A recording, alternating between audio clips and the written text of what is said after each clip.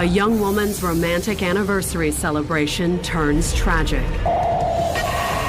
Her husband had been murdered right in front of her eyes. And she barely escapes the same fate. She's only alive because this gun was jamming on him, and it was just her lucky day. But will her luck hold out as detectives dig into the case? It all depends on what's tougher to dodge, a bullet or a murder indictment.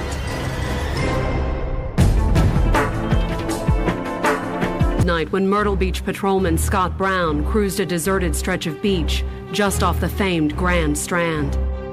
Ahead, illuminated in the moonlight, he spotted a woman waving frantically. She flagged him down, and he drove over to her. The woman's husband, 24-year-old Brent Poole, was dead. What had started out as a romantic tryst on the beach ended with a bizarre robbery and 2 gunshots. An individual dressed in dark came over the sand dunes, had a gun, committed a robbery. During that robbery, the gunman shot Brent in the head. The killer had quickly vanished into the night. Within minutes, a dragnet covered the entire area. Forensic specialists scoured the beach for clues. We found some shell casings, which indicate that an automatic or semi-automatic handgun was used. Even the most senior officers on the scene couldn't recall such a vicious crime. A random robbery on the beach at all, that's extremely unusual. But to have a robbery and a murder on the beach is really unheard of. But the crime did have an eyewitness. The wife, she's very upset, pretty much in shock. Renee Poole told police her husband had been gunned down while begging for his life. He knelt down over my husband, and my husband said, "Please don't shoot me." But that's not all Renee remembered. And the details she provided would eventually lead investigators straight to the killer.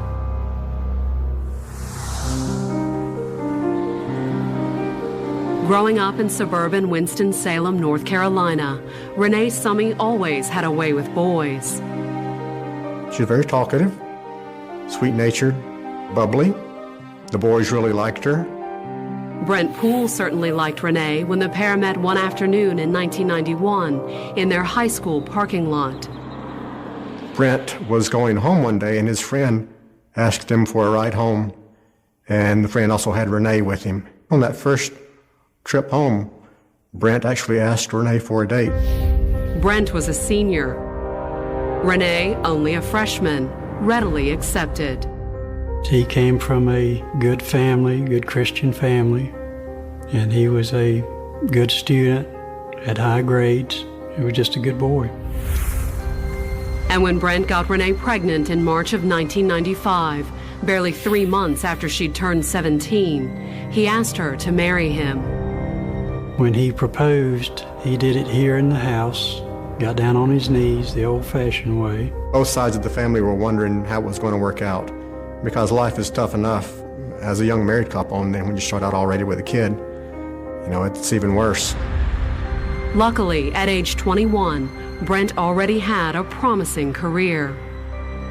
Brent was a diesel mechanic. He worked for Mack Truck in Charlotte. He was making quite a bit of money for a young man and was particularly good at it. Brent and Renee even managed to buy a small house in Moxville, a bedroom community outside Winston-Salem. They had bought a really nice home, kind of a starter home, but in a nice neighborhood in North Carolina. I mean, from the outside, really looked like they had it going on. But after their daughter was born in 1996, Renee and Brent started having money trouble. They had refinanced their house, and I think they'd gotten in pretty deep. So in the spring of 1997, at Brent's suggestion, Renee took a job at the Silver Fox Show Club, a topless bar a few blocks from downtown Winston-Salem. Brent was very proud that his wife was a dancer. She enjoyed that sort of lifestyle and that fast-paced, you know, a lot of action. And Renee's new job looked like it would put the couple's money problems behind them. She told me $200 to $400 a night as a stripper. Cash wasn't all that Renee brought home from the club either. She did have relationships with some of the girls that work there, sexual relationships. And according to rumor around the club, Brent encouraged it. He seemed very eager to experiment within the marriage. Renee, however, also experimented outside her marriage with men she met at the club. There were various sexual escapades, and Renee had multiple affairs. Many of the men she would have relationships with were sort of one-night stands. One wasn't. In the spring of 1998, Renee started seeing a computer tech and part-time DJ from the Silver Fox named John Boyd Frazier. John was a really, really sweet guy. John was like a big teddy bear. He was also generous to the girls at the club. John Frazier did take in several dancers to stay at his house and let them live there. He thought he was helping these girls, and that's just the way he was. He just was a caring person. And Frazier's generous nature, according to a co-worker, may have been what attracted Renee. She was thinking he had money, and when I asked John about it, he said, "I think she thinks I'm going to buy her boobs." In the spring of 1998, Renee and Brent started having problems at home. He liked to go four-wheeling with his buddies. Renee thought he ought to be home helping with the baby more, and he wanted to be out with his buddies. On May 7th, while Brent was at work, she and her 2-year-old daughter moved in with Frazier. Renee grabs her stuff and takes off. Brent comes home to an empty house. Furniture's gone, child's gone, wife's gone. He's completely distraught. But would Renee follow up and leave Brent for good? Just days after moving in with Frazier, she met with an attorney. Her divorce attorney advised her that you left the marriage. You work at a strip club. You're basically misguided and misinformed if you think there's any chance of you getting the house or full custody of that child. Renee, at that point, started rethinking her decision to leave Brent.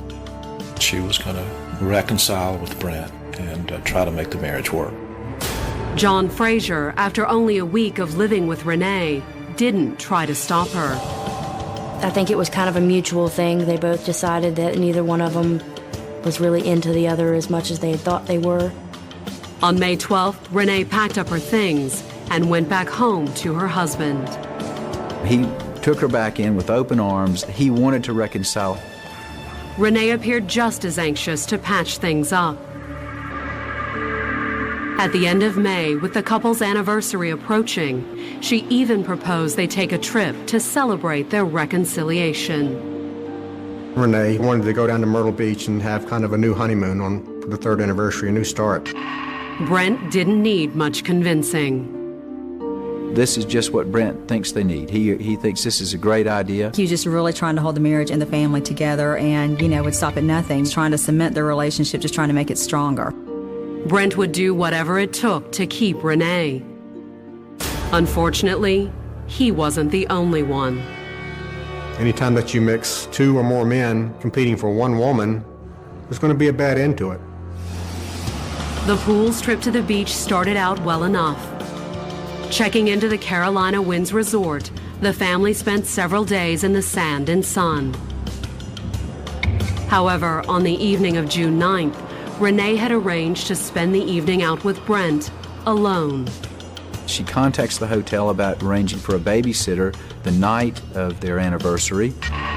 But once the sitter arrived, Renee's big plan nearly backfired.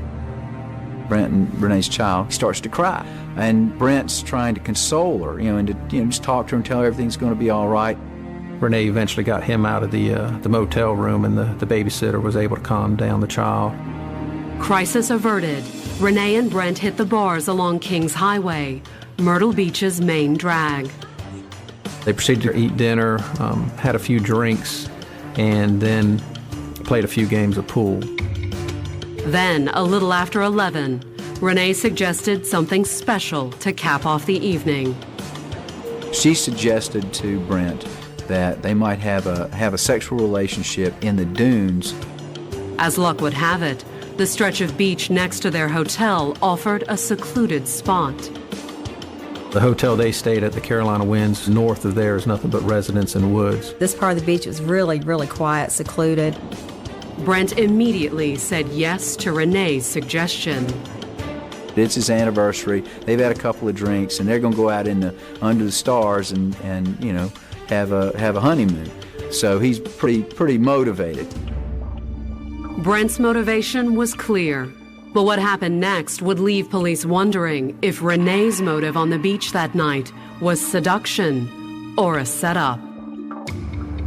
At 11:45 on the evening of June 9th, a patrolman from the Myrtle Beach PD was cruising the water's edge in his four-wheel drive. Myrtle Beach Police Department has a beach patrol unit, and they're driving up and down the beach to make sure everything is safe. He'd just entered the deserted stretch of sand north of the Carolina Winds when he spotted something, a young woman waving frantically. It was Renee. She flagged him down, and he drove over to her. Renee was hysterical. She had reason to be, according to what she breathlessly told the patrolman. This guy in black shot Brent twice in the head. It was shocking. This beach patrol officers are usually dealing with a wallet stolen or something like that. But a stolen wallet was only the beginning of Renee's story. This figure dressed all in black wearing a ski mask robs them, takes Brent's wallet, watch, and some other items. Renee said she and Brent had cooperated with the robber, following his orders. She had been forced to lay down in the sand along with her husband. Not that, according to Renee, their cooperation had done them any good. She heard several gunshots and realized that her husband had been shot. Coming up, to uncover why Brent was shot, investigators must first answer another question. Why wasn't Renee? She wasn't even so much as slapped, tied up, blindfolded, nothing. June 9th, 1998, Myrtle Beach, South Carolina. It was supposed to be a special date night for Renee Poole and her husband, Brent. But at 11:45 that evening, minutes after a seaside tryst to celebrate their third anniversary, Renee Poole was frantically flagging down an officer of the beach patrol. Her husband had just been shot. His first step is to secure the scene. He gets Renee Poole into the truck. He goes to Brent, checks his vital signs, sees that it's very obvious that he has already passed away. One of the wounds was a contact wound under the chin. The second wound was what we call a close-range wound just below the entrance to the left ear. Either of the wounds was a fatal wound. Leaving Brent on the sand, the beach patrolman returned to his truck and radioed for backup. By the time Detective Bill France arrived a few minutes later, law enforcement had already surrounded the beach. The uniformed guys did have a perimeter. They were securing the scene where the body was as best they could. The scene, however, yielded few clues, other than Brent's blood and a handful of 9mm bullets. We found some shell casings, which indicate that an automatic or semi-automatic handgun was used. We found some live rounds back where the body was. We were able to retrieve 4 bullets from the scene. Some money, some pennies were found, also a wedding band. The button to Brent's shirt was found, and of course the blood of Brent was found there on the scene also. There was no gun, however. The killer was still armed and dangerous, and perhaps stalking another victim somewhere on the resort community's famed Grand Strand. It created a lot of fear and concern. That's our gem of our community. I mean, that's our economic engine for Myrtle Beach. It thrives on the tourist dollar.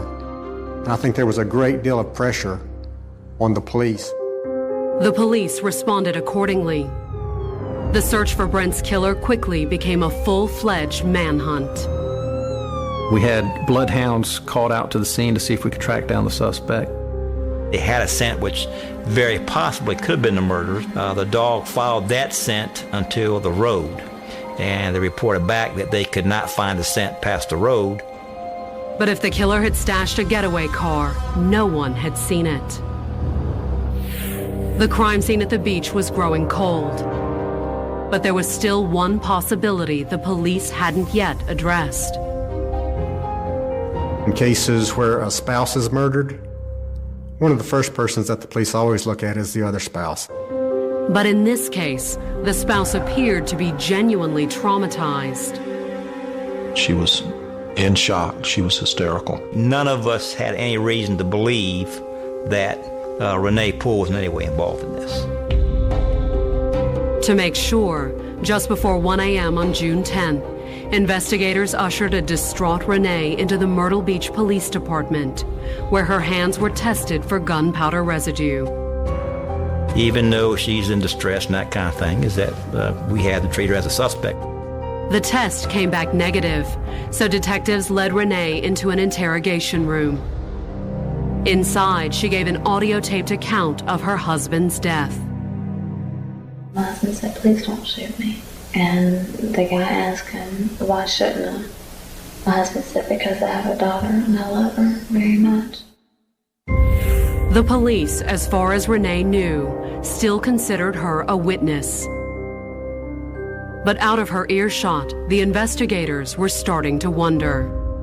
During the course of that interview, they had reason enough to believe that, something was up and they didn't feel right about it. And it wasn't just a few nagging details. It was the entire scenario. A random robbery on the beach at all, that's extremely unusual. But to have a robbery and a murder on the beach is really unheard of. Thinking back in my memory on the beach itself, I couldn't remember a murder. But the oddest thing about Renee's story, from the police perspective, was that she was alive to tell it. If you shoot somebody twice in the head, that would be to eliminate them as a potential witness against you later. And thinking that through, why does she not have 2 shots to the head? Because now, instead of being a witness to a robbery, she would then be a witness to a robbery and a murder. If Renee Poole had been shot, left for dead, and she had survived, then that would be one thing. That happens occasionally. But, she wasn't even so much as slapped, tied up, blindfolded, nothing. In the interrogation room, Renee provided a possible answer. I heard the gun click, like there was nothing in the chamber. Okay. 2 to 3 times? Maybe, yeah. Which indicate the gun must have jammed several times. At which time the person had to eject the round. The live rounds found on the beach seemed to confirm Renee's account. It was just her lucky day, per se. Around 2 a.m., during a break in Renee's interrogation, police contacted Brent's parents with the news that their son had been murdered. First thing in my mouth was, "Oh my gosh, was Renee with them?" Well, yes, ma'am, she was. And the cop and one of the parents told our detectives, "You don't know the whole story." The Pooles quickly filled the police in on Brent and Renee's unusual relationship. The marriage had been rocky at times. She had other boyfriends and girlfriends. They told us that she was living with a man that she had met where she worked, and that where she worked at was at a strip club.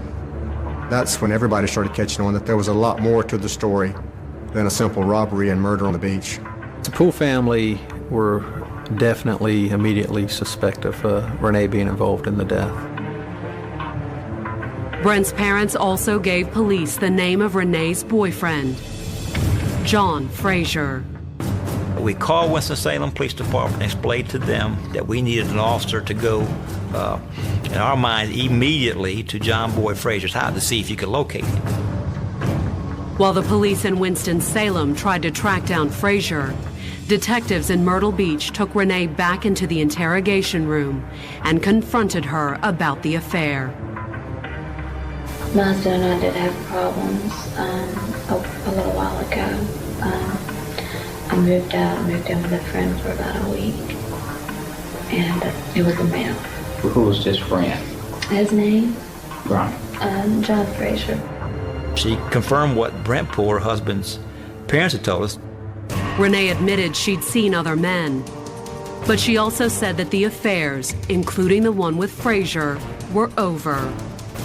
When Renee moved back in with Brent, she had told John she didn't want anything to do with him, to leave her alone. But had Frazier listened? As the detectives put pressure on her, Renee wasn't so sure. Was this John that did this? I don't know. You don't know? No. So it could have been John. Could have been. Coming up, determining if Frazier is a suspect comes down to how fast he can drive. It appeared to the officer that Frazier had been asleep. Indeed, Frazier said he was asleep. By 5 a.m. on the morning of June 10, 1998, Brent Poole had barely been dead for 5 hours, but Myrtle Beach police already had a promising suspect in the murder. His name was John Frazier, the man Brent's wife Renee had briefly left him for a month earlier. She was asked if John Frazier was a person that had shot Brent, which at times she told us that it could have been him. There was one way to find out. Myrtle Beach investigators contacted police in Frazier's hometown of Winston-Salem, North Carolina, and asked them to send an officer out to his house. We're kind of hoping that maybe he's not there. We're kind of hoping he's down in the Myrtle Beach area. Unfortunately for the investigators, when the Winston-Salem patrolman knocked on John Frazier's front door, he answered it. It appeared to the officer that Frazier had been asleep. Chances at that point dwindled that John Boy Frazier was actually here in Myrtle Beach and did this. In Winston-Salem, the patrolman let Frazier go back to bed. Later that same morning, Renee's parents arrived in Myrtle Beach to pick up their daughter. I told them if they found out anything to please let us know. Detective Altman said, "Oh, we'll let you know." And Detective Altman's demeanor made one thing clear. The investigators sensed Renee was holding back, perhaps to protect her ex-boyfriend. But why? It was at that point in the investigation a long shot he was behind Brent's murder. For John to drive to Myrtle Beach, commit a murder, come back to Winston-Salem, park the car in the back, then answer his front door for a Winston-Salem police officer. It's not impossible, but it's almost impossible. It took like 5 hours to drive from Myrtle Beach to Winston-Salem. Had Frazier somehow managed to commit the murder and make it home with just minutes to spare? The investigators were starting to wonder. We found out from his workplace that he had been scheduled to work the night of the murder, but had asked for the night off. June 12th, detectives from Myrtle Beach drove to North Carolina to interview Renee a second time. She arrived with an attorney who was an attorney for her sister during a divorce proceeding several years before. At first, Renee told the same story she had before, that a man in black had ambushed her and Brent. Was John on the beach that night? No, not that I know of, no. The last time you answered that question, you said it could have been. It very well could have. Moments later, Renee's attorney stopped the interview. Her attorney told the detectives, "Please give us a few minutes alone. Let me talk to my client alone." But just as the investigators assumed the interrogation was over, Renee and her attorney came back into the room. And this time, when they sat down, it was her attorney who asked the first question. Do you have any further information, or do you want to change that story as to who you believe pulled the trigger to kill you? Her attorney, who wasn't a criminal attorney, told her to talk to the police. They were excited as pigs in mud. I mean, she just talked and talked because her attorney said to talk. And this time, there were no maybes when it came to the killer's identity. There's no doubt in your mind that that was John Frazier. She knew it was him because of his voice and his build and his mannerisms. When detectives asked why she hadn't implicated him sooner, Renee said she'd first had to convince herself that Frazier had been the killer. I'm making it sure that I knew it was him. I mean, in my heart I knew it was him, but in my mind I just didn't want to accept the fact that he could have done that. Renee said, "It shocked me that he would do such a thing. I had no idea that John Boyd Frazier was capable of anything like this." After all, as she'd previously explained to the investigators, she'd made it clear to John the affair was over. They broke it off after she went back home to Brent. Had Frazier killed Brent out of jealousy or in hopes of getting Renee back? Renee's interrogation provided enough for a murder warrant against him. Police arrested John Frazier on the evening of June 13th. Inside the interrogation room, unlike Renee, he wasn't willing to talk. He wanted an attorney and refused to make any statements. That left investigators with a slew of unanswered questions. For starters, how did Frazier end up on the beach that night? John Frazier just didn't look into a crystal ball and say, they're going to be in Myrtle Beach on June 9th. Had Frazier followed the family down? Or was there another explanation? One Renee was reluctant to reveal.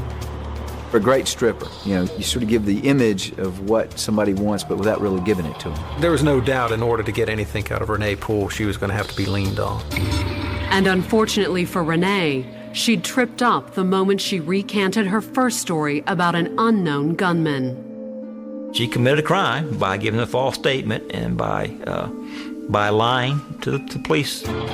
So on the same night they picked up Frazier, deputies also drove to a Winston-Salem funeral home with a warrant for Renee's arrest on charges of obstructing justice. She was actually attending a wake for her husband, her dead husband. They arrested her outside of the funeral home, knowing that the funeral was the next day.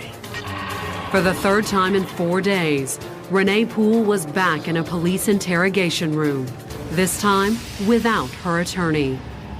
She initially stated that she had no knowledge that John Boyd Frazier would come down and do such a dastardly act. But as the clock ticked well past midnight, Detective Terry Altman kept the pressure on. You can almost hear Terry get a little bit sterner with her and a little bit more demanding of her about the truth.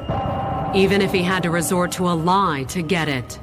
Although Frazier had refused to talk, Detective Altman hinted that he'd actually implicated Renee in a plot to kill her husband. They had told Renee the whole time that Frazier did it, that he said he did it and implicated her and was going to put it all off on her. Gradually, after more than 2 hours in the interrogation room, Renee's story began to change. She kept sort of peeling back slowly layers of the onion. Renee claimed it was Frazier who'd approached her about killing Brent. He didn't tell me who was going to do it. He told me whoever was going to do it would know what they were doing. That he told me that he had done it before and he could do it again. She didn't implicate herself very much. A bit around the edges, but she never really took direct responsibility. Renee did admit that she'd known about the murder plot, but she claimed she hadn't taken it seriously. He said something about he was going to do one thing, he was going to do another thing. I said, well, do it. I said, I think you have the balls to do it. And then later on in that conversation, I told him, I said, don't do it. Please don't do it, don't do it. She did not go fully into detail. She gave enough indication that she was involved and that she knew Brent was going to be killed that night down on the beach. It was, however, more than enough detail for a murder indictment. To do her part, she had to get her husband out on that isolated beach area, and doing these things, yes, she is just as guilty of the murder as the person who pulled the trigger. The next morning, June 14, 1998, as her husband was being laid to rest in a Winston-Salem cemetery, Renee was formally charged with his murder. And as promised, the DA prepared to seek the death penalty. To murder her husband on the day of their 3rd anniversary, I mean, my goodness, how reprehensible an act could this be? Renee, at her arraignment in South Carolina on June 18th, pled not guilty. She also, on the advice of her new criminal attorney, recanted her alleged confession. She said her confession was some sort of horrible misunderstanding and had been twisted and sort of coerced out of her by the police. They put improper psychological coercion on Renee. Questions like, you knew this, you knew it was going to happen, you set him up, didn't you? You set him up. You know, tell us the truth. We know the truth. The case against Renee was built around the premise that John Frazier had been the shooter. But as they prepared for her November 1999 trial, prosecutors faced some serious problems. There was no other evidence that implicated Renee or John Frazier other than Renee's statements. Coming up, 2 eyewitnesses hold the key to the case. But will they confirm the prosecution's theory or Renee's original account of a robbery? They were also staying at the Carolina Winds and had seen an individual dressed all in black. In November of 1999, Renee Poole was back in South Carolina. Only this time, she hadn't come for a romantic getaway. Instead, the former stripper was on trial for murder.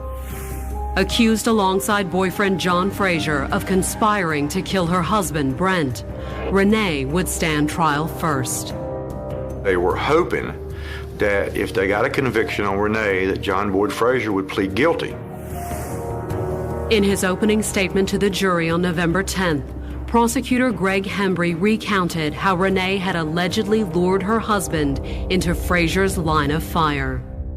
A woman that'll take her husband into the sand dunes to have sex with him, knowing that in a few minutes he's going to be killed. You're talking about an evil, evil woman. The jury didn't have to take Hembry's word for it either. On November 11th, the DA called Detective Altman to the stand and walked the jury through each of Renee's interrogations. Each interview was played for the jury so they could hear in her own words what she said. He told me whoever was going to do it would know what they were doing. On cross, however, the defense shifted the jury's focus to what the detectives said. They told her that John Frazier had confessed to being the shooter, and he put all of the blame on Renee. It wasn't true. John never admitted his involvement in the crime at all. They lied to her. I don't like to use the word lie, but that's a good way to describe it here. As he answered the defense's questions, Detective Altman didn't deny lying to Renee. In fact, he argued that lies were a necessary part of the job. When we leaned on Renee, it was a proper thing to do. It's okay for the police to lie during an investigation to get to the truth. But had they gotten to the truth? On November 12th, the trial's 3rd day, prosecutors started presenting evidence to confirm the plot Renee had supposedly confessed to. Her plan was to lure him down to the beach in a dark, secluded area so John Frazier could kill him. John Frazier was merely a tool. As proof Renee had set up the hit, the babysitter she had hired testified that Renee had seemed awfully anxious to start her big night out with Brent. According to the babysitter, she's tapping her foot, she's looking at her watch. We've got to go right now. Was Renee simply anxious to spend her anniversary alone with Brent? Or was she trying to keep her murder plot on schedule? To strengthen their theory that Renee steered her husband out of the hotel and into Frazier's line of fire, prosecutors needed a witness that could place the boyfriend on that beach the night Brent was murdered. But they didn't have one witness. They had 2. An older couple from Virginia. The witnesses had spent the weekend of Brent's murder at the same hotel as the Pooles. By coincidence, they were there celebrating one of their wedding anniversaries. The couple had first contacted police the day after the murder to report something suspicious they'd seen the night before. They had seen an individual dressed all in black. And said, well, my wife and I were down the beach and we saw this guy. It kind of spooked us. The sighting at first appeared to confirm Renee's initial story, the one about a mysterious robber dressed all in black. It's in the summertime. He's walking around in looks like a black sweatsuit, dark clothes. He's got his hood pulled up over his head at certain points. Sometimes he does, sometimes he doesn't. It looked really strange. But once the police had Frazier in custody, they'd contacted the witnesses from Virginia for a follow-up. We used a booking photo of John Boy Frazier to put together a photographic lineup. They did each look at the picture separately and both picked John Frazier out as a person that they saw. And in their testimony on November 12th, both husband and wife swore that without a doubt, John Frazier had been in Myrtle Beach the night of the murder. It just struck such a nerve in them that he was up to no good, that it just became embedded in both of their minds. But was the face embedded in their minds actually that of John Frazier? On cross, the defense did their best to raise doubt. The leading cause of wrongful convictions is eyewitness identification testimony. The time of night that it occurred, the lighting on the beach, that just didn't make logical sense that they could have seen the face of anyone that night, much less John Boyd Frazier. And later, you'd have to drive like a bat out of hell to make that drive by the time the police are knocking on the door at 5:30 in the morning. and doubts about Frazier's ability to make that drive, according to the defense, also raised some very reasonable ones about Renee's guilt. If Renee's involved solely because she's linked to a plan that John Frazier had to kill Brent Poole, if Frazier wasn't the shooter, Renee's not involved. Of course, Renee had allegedly confessed. So when the defense started presenting its case on the afternoon of November 12th, it was crucial to cast doubt on that confession. To do it, her attorneys called a psychiatrist to the stand who testified that Renee's confession was the result of post-traumatic stress syndrome. Her husband had been murdered right in front of her eyes. That's going to put anybody in shock. Renee's shock, the defense claimed, made it very easy for the detectives to manipulate her. Worse, according to the defense, they'd applied pressure to the brand new widow's most vulnerable point. The police detectives were telling her that she would never see her daughter again if she didn't cooperate with them and tell them the truth. And again, the truth that they were telling Renee they wanted to hear was that John Frazier was the shooter. The detectives hadn't beaten a confession out of Renee, but according to the defense, they'd come awfully close. Every parent in this country would say something that's not true to save their relationship with their children. Their biggest defense was that they think she was coerced into confessing. And the detectives, the defense claimed, were desperate for a confession. It's not good for business for tourists to come down and then get killed. It was, according to the defense, in Myrtle Beach's best interest for Brent's death to be something other than a random robbery. The detectives had their own scenario. They wanted her to say she did it.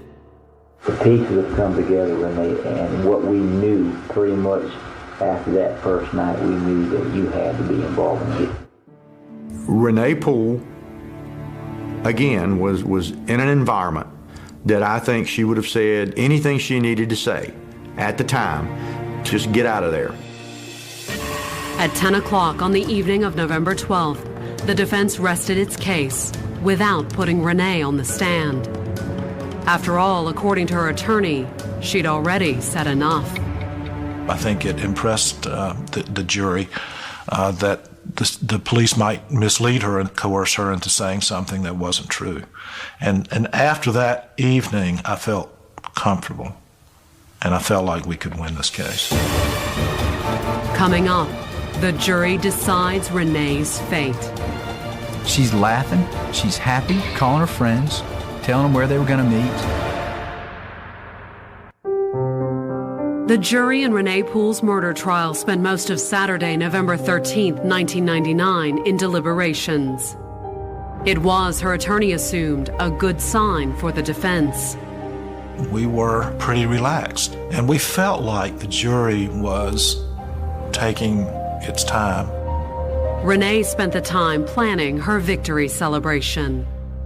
She's laughing. She's happy. She borrowed one of her lawyer's cell phones, and through the whole day was making plans for a party. Finally, after more than 8 hours of deliberation, the jury announced it had reached a verdict. They deliberated quite a long time. Typically, a murder jury will take 3-4 hours. We sent several questions back out to the judge by the bailiff. We probably took 2 or 3 ballots before it was unanimous. At 9 p.m., the court clerk read the jury's verdict. My heart like to dropped when I heard the verdict.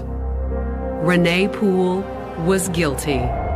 She completely fell apart, crying. My investigator and I had to just hold her up to keep her from just collapsing. The judge sentenced Renee to life in prison without parole.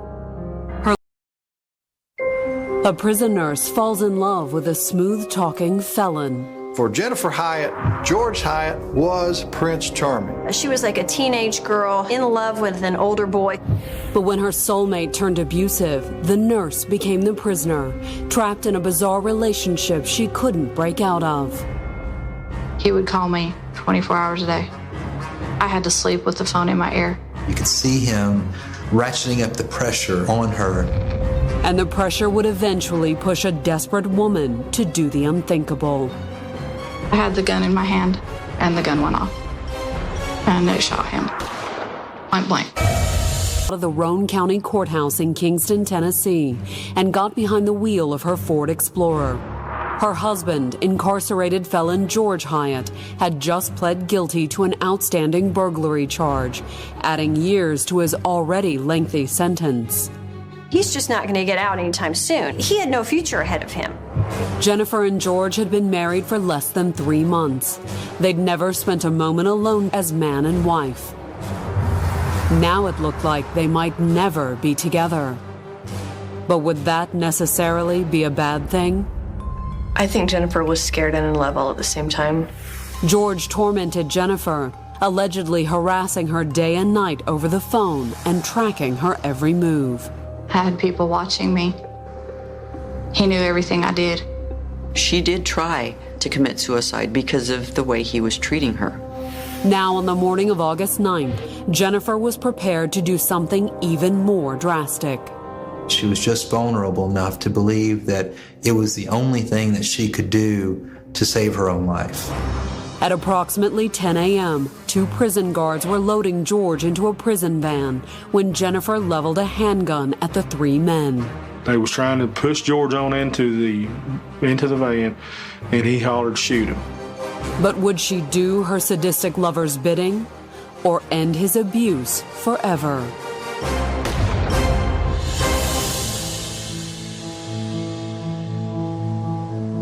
George wasn't always Jennifer's torturer. In fact, at the beginning of their relationship, he was her protector. They met in 2004 at Tennessee's Northwest Community Correction Complex, where Jennifer worked as a nurse. It was her first job out of nursing school. She decided to go into this nursing because she just enjoyed it, and I was very proud of her turning her life around. Jennifer had arrived in Tennessee 3 years earlier. Originally from outside Salt Lake City, she'd fled Utah in an effort to escape from her first husband. He got into the drugs. He went to crank and then to meth. And he got really bad on the meth. And when her husband went to jail on drug charges in 1999, Jennifer filed for divorce and started over.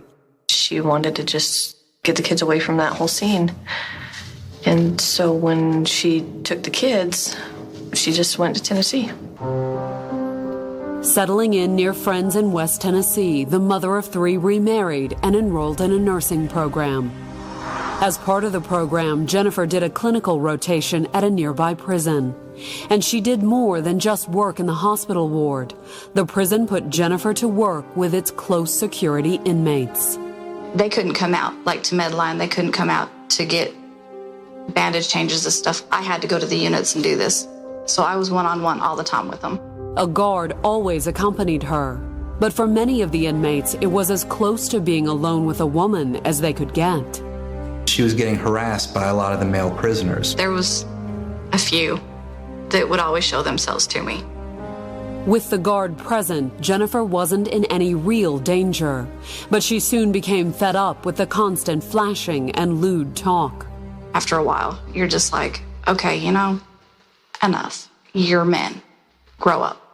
One day, Jennifer recounts, a guard offered her a possible solution. He's like, well, I know somebody here that could walk you around the different units and kind of protect you. Jennifer expected a senior guard, someone who could command the inmates' respect. Instead, she says she got her first lesson in how life really works on the inside. Inmates ran that place. It wasn't the officers. It wasn't. And I hate to say that, but it wasn't. In fact, according to Jennifer, it wasn't just the inmates that ran the prison.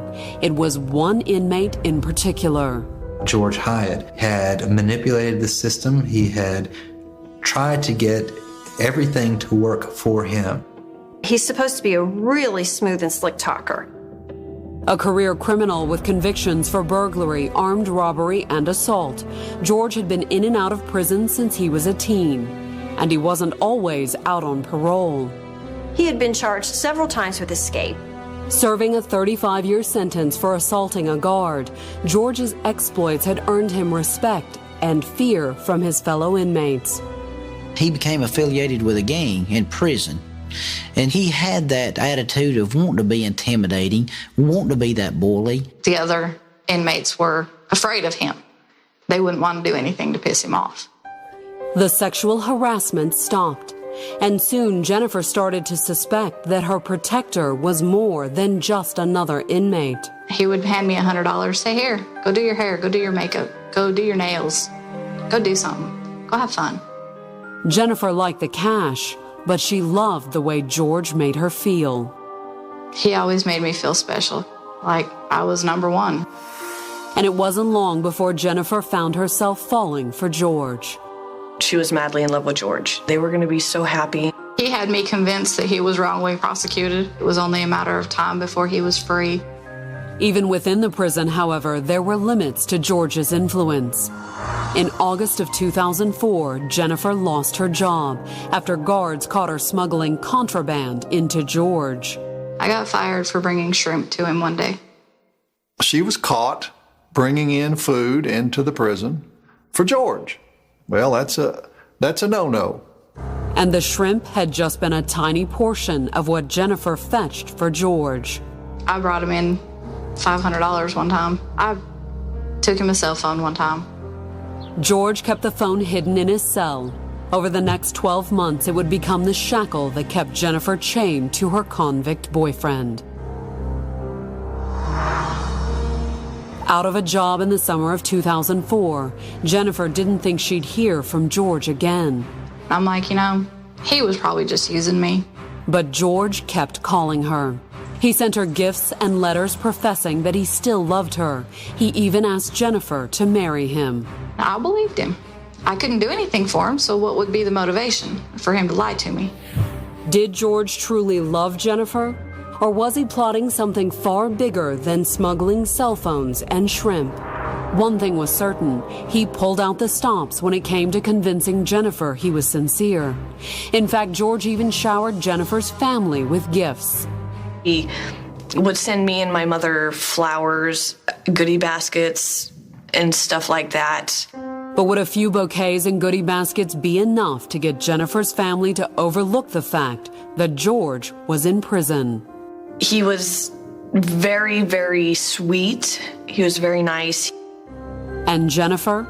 She filed for a divorce from her second husband in November of 2004 and devoted herself entirely to George. He would call me 24 hours a day. I had to sleep with the phone in my ear. If I didn't, I was cussed and screamed and hollered at and called every name in the book. She would fall asleep. He would scream and holler and threaten suicide and threaten to leave her if she didn't wake up and talk to him. George also monitored every call Jennifer made. I had to keep it on with an earpiece in my pocket so that he could hear every conversation I had. And to keep the true nature of their abusive relationship secret, he took particular care to monitor what Jennifer said to her family. She could not call a family member without him being on the phone to see what was being said. So why didn't she just hang up? She had been taken advantage of by men most of her life, and I think George Hyatt saw her coming from a mile away. She's easily manipulated.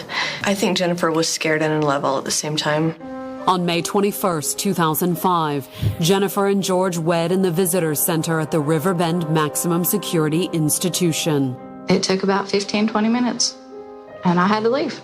And the next time the newlyweds met face to face, gunfire would soon follow. In June of 2005, Jennifer sent her kids home to Utah and took a new job as a live-in nurse for a woman named Betty Dye. She was my husband's nurse, and she was real good to him, very attentive. And how did Jennifer explain her absent boyfriend who was always on the phone? It was easy.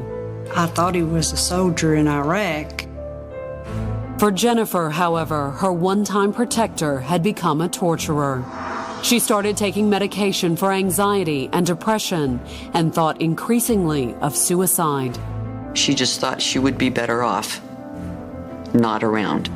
And on the night of June 24th, 2005, Jennifer decided to act. She unscrewed the cap on her medication and poured pills out by the handful. I just decided to take them. Took it all. Like 15,000 milligrams of Elavil. And George called me, like, as I was taking the last of them. He heard, I guess, the pill bottle or whatever. Over the phone, Jennifer told George that she had taken the pills. He freaked out. Go to the hospital, go to the hospital, go to the hospital. And I finally got tired of hearing it, so I got in the truck and I left. While Jennifer drove, George called the hospital. Emergency room staff found Jennifer in the parking lot, passed out in her truck. She was in a coma for a couple of days on a respirator. They had told Miss Betty to call my family because I wouldn't make it another 24 hours. Jennifer survived. But what would she do when she woke up? Would she finally call the police and inform them of George's abuse? Or would she decide on something more drastic than suicide to escape the nightmare she was living? On the morning of August 9th, 2005, 2 weeks after the suicide attempt, 2 prison guards led a shackled George Hyatt across the courthouse parking lot in Kingston, Tennessee. He was getting ready to face new charges in Roane County. For George, each court appearance was a brief taste of freedom. In some courthouses, the jail is attached to the courthouse. That is not the case in Kingston. So if they're walking somebody in, that's an inmate, they have to walk them right through that parking lot. But that morning, as the guards walked George to the corrections van that was supposed to take him back to prison, a Ford Explorer pulled into the parking lot. It was Jennifer. I pulled up behind the van, and I got out of the truck. I had the gun in my hand. Coming up, Jennifer's desperate act leaves one man dead. But which man? She fired one fatal shot. On the morning of August 9th, 2005, prison guards Wayne Cotton Morgan and Larry Porky Harris were loading incarcerated felon George Hyatt into a Tennessee corrections van when a Ford Explorer squealed to a stop behind them. George's wife, Jennifer Hyatt, stepped out of the truck and leveled a 9mm handgun at the 3 men. George's cycle turned around and looked at me, and he said, "Go away." And that's when George yelled, "Shoot him." She fired one fatal shot. She didn't, however, shoot her abusive husband. She did exactly as he told her. The failure of her suicide attempt, according to Jennifer, had finally broken what little will she'd had to resist. After that week in the hospital, I realized I couldn't fight anymore. He used and abused her. Jennifer Hyatt was brainwashed in the classic sense. Bullied into obeying his every command, Jennifer had spent the 2 weeks since the suicide attempt on the phone with George, planning the escape attempt. I was supposed to hold the gun on him. He was going to grab their guns, and we were supposed to put them in the van and then just drive away. But that morning, the plan changed. And that's when George yelled, "Shoot him." Cotton Morgan turned around and he grabbed the gun. And it scared me. Struck in the abdomen by Jennifer's first shot, Officer Morgan fell to the ground. Then, as bystanders dove for cover, Jennifer unloaded her weapon at Officer Porky Harris. Porky starts shooting back. There was a gun battle right there in the parking lot. Jennifer ran back to the Explorer. George Hyatt bolted from the prison van and tried to escape through the intense gunfire. He's bound at the ankles, but he was able to scurry, basically, across the parking lot. As Jennifer pulled away, Officer Harris continued firing. The other officer emptied his weapon, his duty weapon, and then was able to get Cotton's weapon and empty it. He shot the front of the truck trying to hit the tires. He failed. The Explorer pulled out of the parking lot and disappeared into the traffic. It happened so fast, a minute and a half. Police and emergency personnel were on the scene in minutes. Cotton Morgan was airlifted to the University of Tennessee Medical Center in Knoxville, but it was too late. The in-flight nurse told me at UT that for all intents and purposes, Dad was gone when they got him on the helicopter. Back in Kingston, the town was in a state of siege. Schools were locked down, streets closed, law enforcement blanketed the town. The next thing you know, there's TBI there, there's FBI, helicopters, dogs. Within probably an hour and a half, there was probably 350 officers here to help search.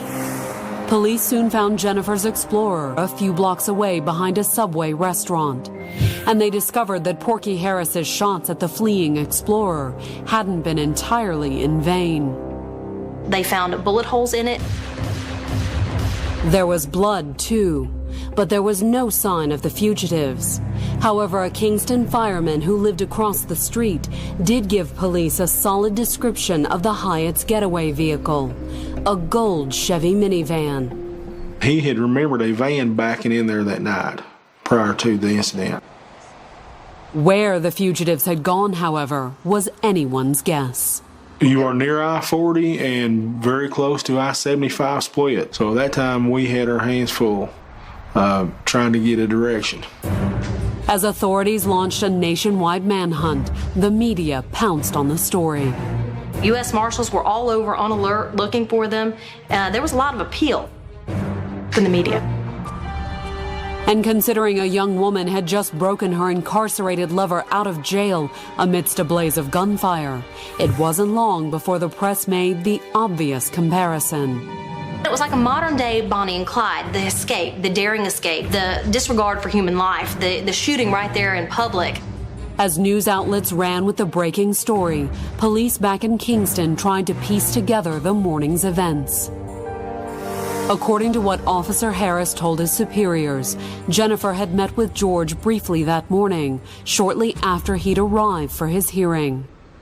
Cotton Morgan had gone out of his way to be helpful to Jennifer and George Hyatt, allowing them some privacy to decide what to do on George Hyatt's case. Or had they been plotting his escape? One thing was certain, the ensuing shootout had been captured on the courthouse security cameras. In the video, you can see a vehicle pull up just behind the van and stay there for just a few seconds and then flee off. By the end of the day, that gun battle remained the last confirmed sighting of the fugitives. But the media attention was already generating a flood of leads. People were seeing the Hyatts everywhere. We had hundreds of tips coming in. Yes, I've seen this vehicle, it's here. Most of the tips turned out to be dead ends. Well, how many vans like that one are they on the interstate? But would the police eventually find and stop the right one? The one that was, at that moment, racing north on I-75. Inside the van, Jennifer was putting all of her nursing skills to work on herself. Shot during the escape attempt, it was her blood that the authorities had found in the ditched Explorer. The officer shot the truck several times. One came in the back window and through my seat and grazed me. And as the fugitives raced north, Jennifer did what she could to stop the bleeding. My whole left leg was soaked. I had shirts wrapped around my leg. George, behind the wheel, apparently had no intention of stopping or seeking help for his wounded bride. He really didn't seem too concerned. He just kept driving. Said we had to get out of Tennessee. Fleeing Tennessee, they were across Kentucky and almost in Ohio, just across the river from Cincinnati, when Jennifer told George she couldn't go on. I says, we've got to stop. I mean, I can't go anymore. They went up I-75, spent the night in Erlanger, Kentucky. At that point, that's where they get rid of the gun. George's shackles weren't quite so easy to get rid of, however. We stopped at a Lowe's because we needed some way to get his shackles off. There was only one problem. With Jennifer's legs soaked in blood and George's legs clapped in irons, there was no way they could go into the store. So George, thinking fast, pulled into the store's loading area. The van that we were in had a handicap sticker. And so one of the ladies came out that worked at Lowe's and asked if we needed anything. George requested a hacksaw. Within an hour, the couple was checking into an Erlanger Econo Lodge. There, with his legs finally free, George's thoughts turned to his bride. It was, after all, their first night together as man and wife. All him. He just said, put a towel on it. After consummating their marriage, the fugitives settled down for the evening. He ordered pizza. I passed out. When she awoke a few hours later, she discovered that George had been busy. He had cut all my hair off and told me that I had to dye it black. George had reason. Their motel TV was buzzing with news bulletins about the modern-day Bonnie and Clyde. And it was only then that Jennifer realized they were wanted for more than just a jailbreak. When I found out the officer died, I thought I was going to have a heart attack. I mean, I didn't know he had died. I had no clue. The sun had barely come up the next morning when federal marshals and local police surrounded the Erlanger Econo Lodge. Overnight, witnesses had spotted the fugitives' minivan parked outside. They narrowed it down to, hey, yeah, this is a vehicle. We know it's them. But when the officers stormed the room, all they found were blood-soaked towels, a set of handcuffs and shackles, a hacksaw, and a few personal items. In a dumpster outside, police found a 9mm pistol. The grandchildren saw my van on TV, and then the TBI and FBI moved in. That evening, TBI agents discovered that the Dyes had unwittingly aided in the escape plan. It was a pretty elaborate scheme. It was a lot of work that she put into putting these vehicles in place. Jennifer had convinced Mrs. Dye to loan her the gold minivan. She told me that George was going to leave. Collected the Explorer and launched her escape plan. And now she and George were on the run. But where? As the sun went down on August 10th, authorities were trying to get a fix on the fugitives. Were George and Jennifer still in Erlanger, or had they fled in another stashed getaway car? That evening, the authorities in Cincinnati received a promising lead. There was a cab driver who brought a couple matching the description to a hotel. Unfortunately, it wasn't until hours after dropping them off that the Cincinnati cab driver made the connection. He turned the news on and said, that's the couple that I took to the hotel, to Columbus. The cab driver explained that he'd picked up the Hyatts at their motel in Erlanger, Kentucky, just south of Cincinnati, and driven them all the way to a second hotel in Columbus. Cincinnati is not close to Columbus. It's about 2 hours and 15 minutes between the two cities. The cab driver explained to police that the Hyatts told him they had been in a car wreck and that they needed to get to Columbus for an Amway conference. They said they were with Amway, and they were doing some things up in Columbus with a conference. Acting on the tip, the U.S. Marshals and the Columbus SWAT moved quickly into position. We had the whole place surrounded. There was nowhere they could have gone. Coming up, would the Hyatts surrender peacefully, or would the modern-day Bonnie and Clyde live up to their notorious namesakes? You have no idea what to expect on the other side of that door. On the evening of August 10th, Jennifer Hyatt awoke from a fretful sleep in room 236B of the America's Best Value Inn in Columbus, Ohio. I had fallen asleep for a little while, and when I woke up, I guess I'd been dreaming about what had happened. And the first thing out of my mouth was, they're going to give me the death penalty for this. A little over 24 hours earlier, she'd blasted her husband George out of jail. In the process, she'd shot and killed Corrections Officer Wayne Cotton Morgan. I never planned on shooting anybody. It was just supposed to be a scare tactic. George, still savoring his first full day of freedom, shrugged off their predicament. He's like, it's not going to be that big of a deal. Moments later, the phone rang. I figured it was front desk saying, we're going to send up towels now. A female voice answered, and I just stated, Jennifer? She said yes. Run. I was in a hotel room and the phone rang. I probably would not have answered the phone. Ralston told Jennifer that she was surrounded by law enforcement. I said, you need to get George, you need to lay the phone down, and you need to walk outside with your hands held high. A tense moment followed, the marshals and Columbus SWAT ready to open fire at the slightest sign of trouble. I could hear her set the phone down. I heard some faint whispering. George asked me, he goes, who is it? I said, the U.S. Marshals, we need to come out. Jennifer and George's blood-soaked honeymoon had started with a shootout. Would it end in another? After a day and a half on the run, Jennifer and George gave themselves up.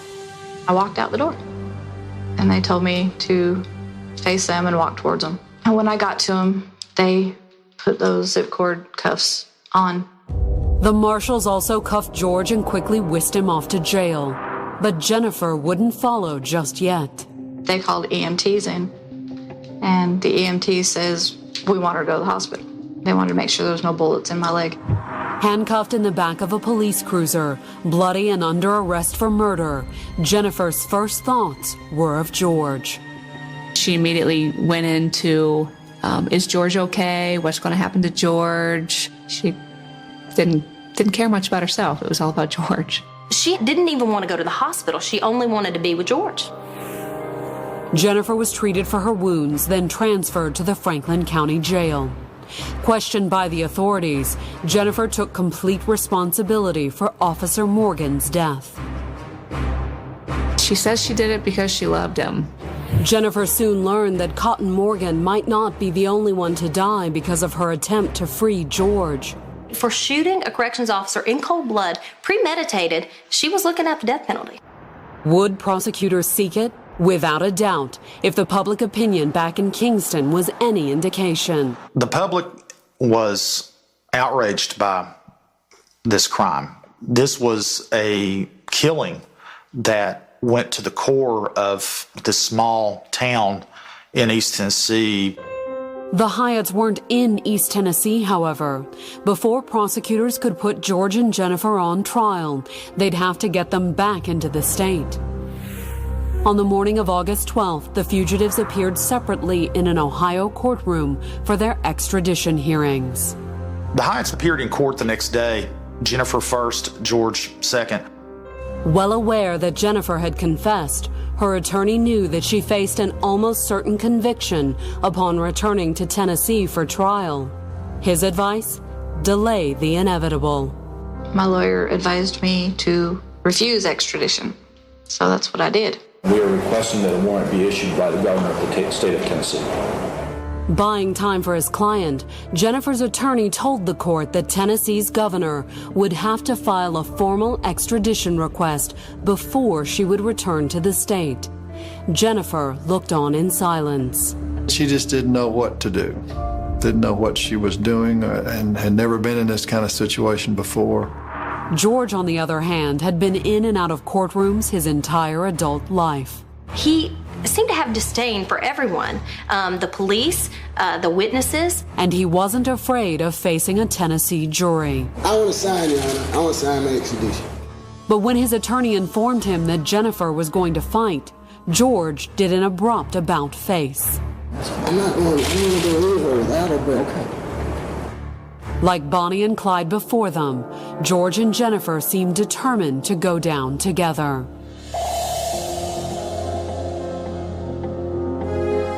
The same day Jennifer and George were in an Ohio courtroom, the people of Tennessee said goodbye to Officer Cotton Morgan. It was one of the largest funerals in Morgan County. We had to have the funeral in the elementary school gymnasium. I think it was over 2,000 people there. That just sent chills up my back, just seeing that support. 3 weeks after Wayne Morgan was laid to rest, the town of Kingston showed a different sort of support.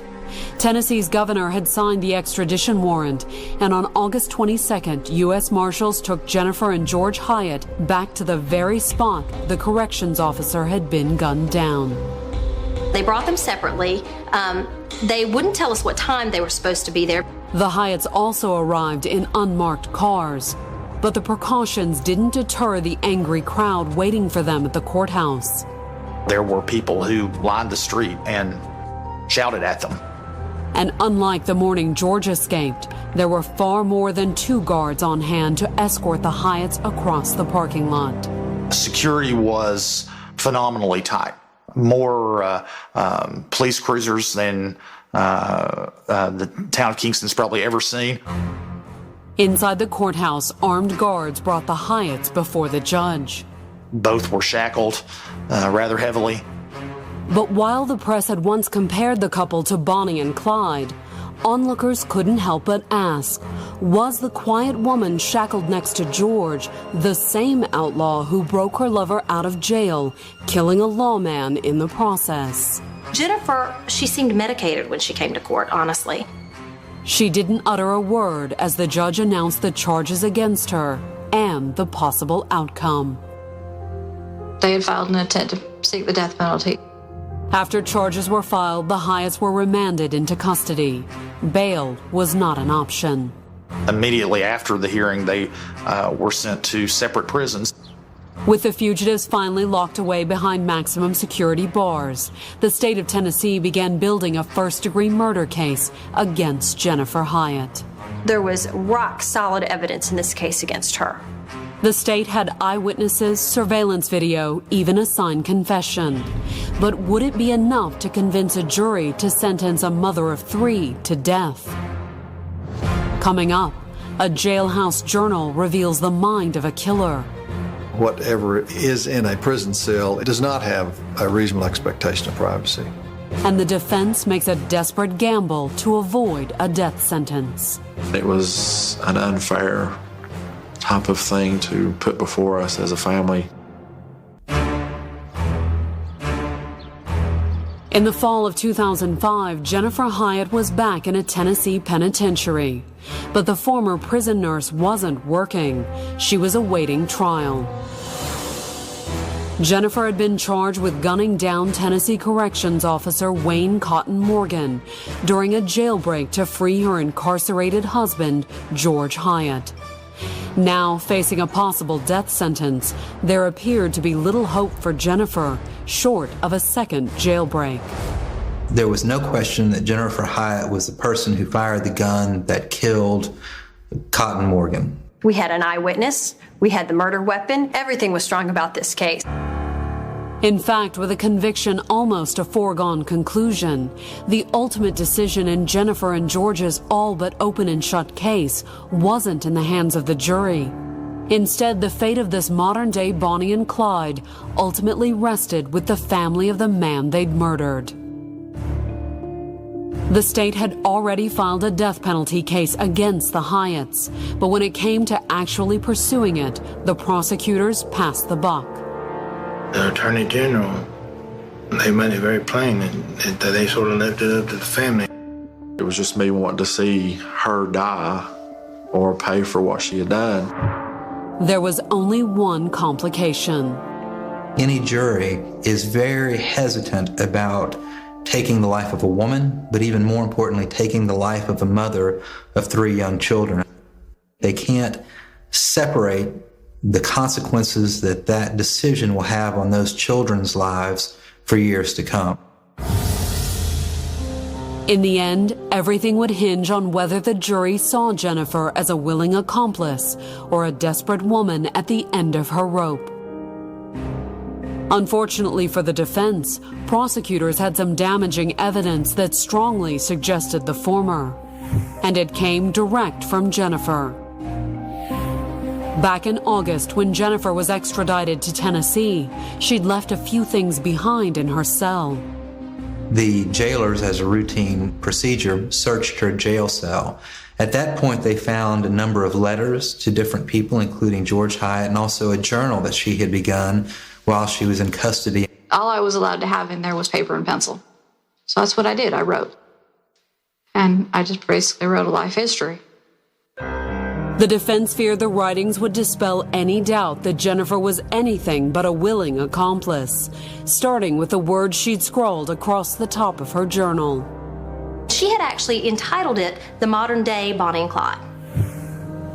And the letters? Written to friends and family, Jennifer had signed each one with her new nickname, Bonnie. That was, as you can imagine, not helpful to us. Jennifer's attorneys fought to suppress the Bonnie and Clyde journal and her letters, claiming they'd been improperly seized. They'd come and got me and took me down to booking. And the U.S. Marshals were down there. And I'm like, oh, am I leaving? They're like, yeah. I said, what about all my stuff in my cell? We'll send it to you. And I never got it. Despite her attorney's protest, the judge ruled to allow Jennifer's letters and journal as evidence. The law is pretty clear that whatever is in a prison cell, it does not have a reasonable expectation of privacy. Faced with overwhelming evidence and Jennifer's incriminating letters, the defense had only one hope for saving Jennifer's life. We had asked for a plea bargain in April of '06, and it was denied. No ifs, ands, or buts about it. According to Jennifer's attorney, prosecutors denied the request due to tremendous pressure from Officer Morgan's family. The family did not want to settle this case. They wanted to see the ultimate punishment. To escape that punishment, the defense did the only thing they could do. They had their client start another journal of sorts, a detailed statement that portrayed Jennifer not as Bonnie Parker, but as an abused woman. We wanted to convey that George Hyatt was the mastermind behind this entire incident and that Jennifer Hyatt was a puppet under his control. To back up their account, Jennifer's attorneys collected phone records to illustrate George's relentless surveillance and medical records chronicling Jennifer's suicide attempt. You could see him ratcheting up the pressure on her to go through with his plans. And after her suicide attempt, I believe she was just vulnerable enough to believe that it was the only thing that she could do to save her own life. I had basically given up trying to fight him. And to cap things off, the defense sent a camera crew to Utah. My lawyer had went out to Salt Lake and interviewed my mom and my kids and a couple of other family members. Probably 15, 20 minutes long, talking with Jennifer Hyatt's children, just talking about what a death sentence would mean to them. Pray that she don't get the death penalty. Then, well aware whose hands held Jennifer's fate, her attorney sent the entire package to Officer Morgan's family. It was an unfair type of thing to put before us. Someone that I love was taken from me. Someone they love was taken away from them, but they're in prison. They still have their life. Coming up, Jennifer's life hangs in the balance, and Officer Morgan's family faces a choice. Will it be mercy? I think that's a hard thing for anybody to have on their conscience. Or vengeance? We wanted to press further for the death penalty. In the fall of 2007, time was running out for Jennifer Hyatt. Her trial date looming, she faced certain conviction for the murder of prison guard Wayne Morgan. And the dead man's family was pushing for the maximum punishment. We wanted to press further for the death penalty. Anxious to avoid a death sentence, the defense made one last emotional request for a plea bargain to the victim's family. The district attorney's office gave us some DVDs of an interview with Jennifer's mother, and we saw her children. But would the unorthodox defense tactic pay off? I think that had a lot to do with, kind of softening my heart a little bit. The Morgan family relented. With their consent, prosecutors started plea negotiations. In exchange for a life sentence, Jennifer Hyatt pled guilty to first-degree murder on September 17, 2007. I would take it all back if I could, and I would still accept this punishment.